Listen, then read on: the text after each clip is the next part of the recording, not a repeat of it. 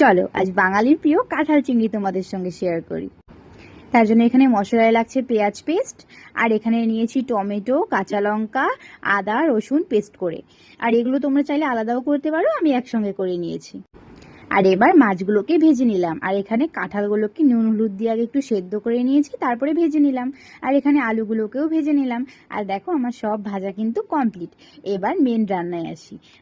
এখানে আমি কড়াইতে একটু তেল অ্যাড করে দিয়ে দিলাম গোটা গরম মশলা, আর দিয়ে দিচ্ছি কুচনো পেঁয়াজ, আর তার সঙ্গে অ্যাড করছি সামান্য কিছু রসুন। রসুন যেহেতু আমরা পেস্টেও দিয়েছি, তাই এখানে অল্প একটু দিয়ে দিলাম। দিয়ে এটাকে ভালো করে ভাজতে হবে।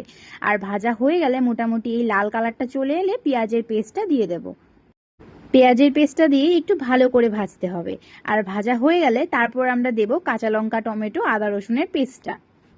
এরপর সমস্ত মশলাগুলোকে ভালো করে ভাজতে হবে। আর তারপর আমরা অ্যাড করব নুন আর হলুদ গুঁড়ো, আর দিয়ে দিচ্ছি সামান্য জিরে গুঁড়ো।